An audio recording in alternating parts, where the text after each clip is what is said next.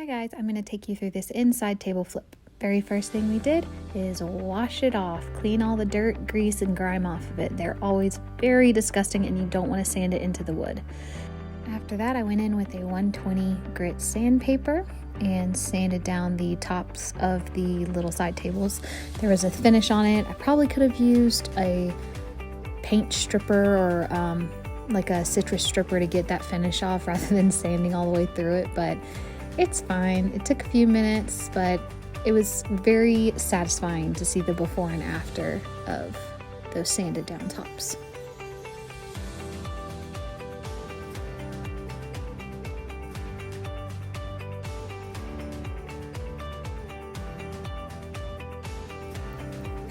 After that 120, we slowly worked our way up to a 320, because if you do just the 120, it's kind of rough. We went in with the 320 to make the tops as smooth as possible so that when it comes to staining, it goes on nice and even.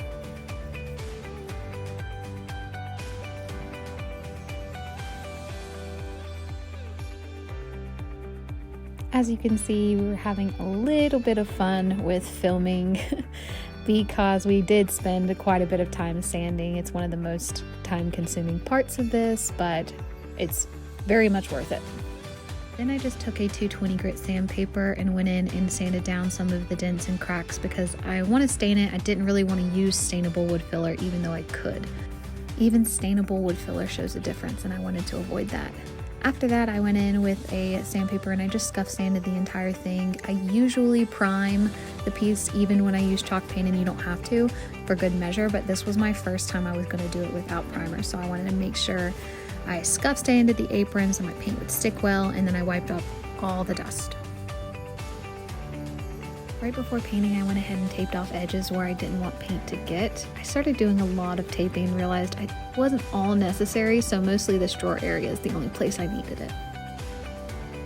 Next up, it was time to stain the tops. I used Dixie Belle's No Pain Gel Stain in the shade of Walnut.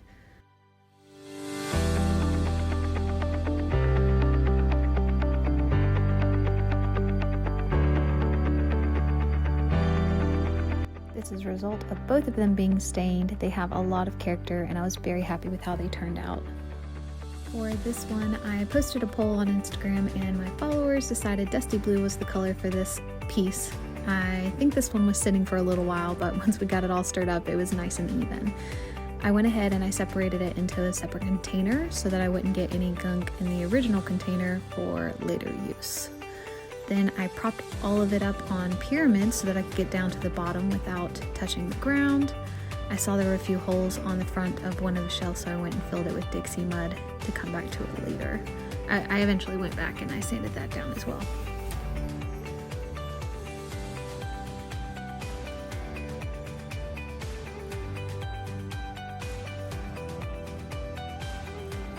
So this was my first time using Zebra's round brush. It's specifically for things like spindles. I loved this brush. It made it so much easier to get in the details of these legs, and it was just amazing.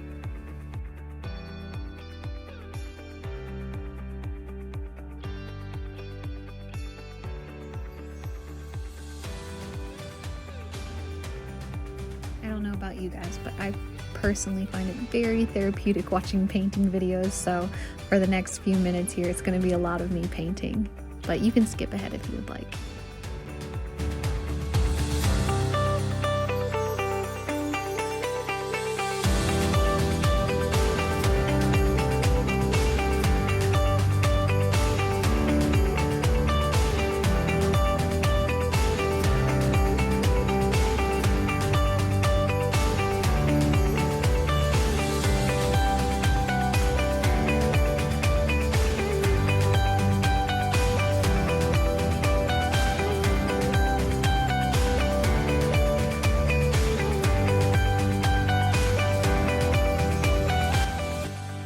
The only thing that I really did while painting is make sure that I didn't have any pooling in the details, the creases, and that there weren't any drips. Just make sure that everything is smoothed out, and I tried to make it all go in the same direction. Some areas it was a little tricky, but it worked out for the most part.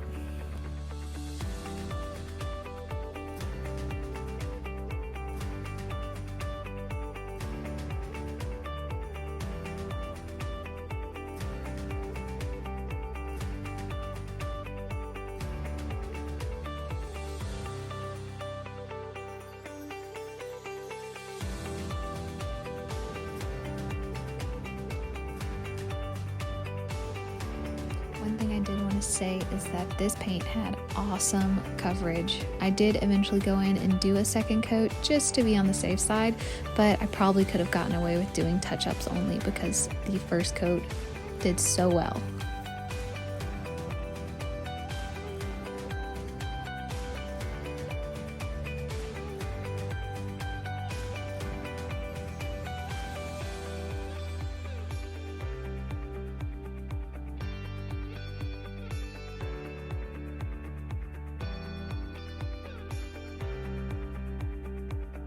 Then before clear coating, I had to reach the small spots that I couldn't reach with the big brush. The drawers didn't come out. They have a block preventing them from coming out, so I took a little brush and got in there. I put on new bronze knobs that complemented the top finish really well. I used Dixie Belle's gator hide to coat the tops of the tables, and then I went back with Dixie Belle's satin clear coat on the aprons. Then I went in with this Big Mama's Butter Orange Grove scent from Dixie Belle to revitalize the drawers. It's a wax alternative, and guys, it smells so good, and it really brought a lot of life back into the wood of these drawers.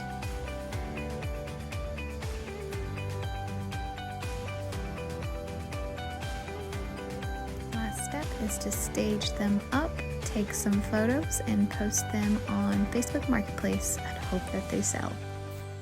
Please feel free to like, share, and comment. Thank you so much for watching.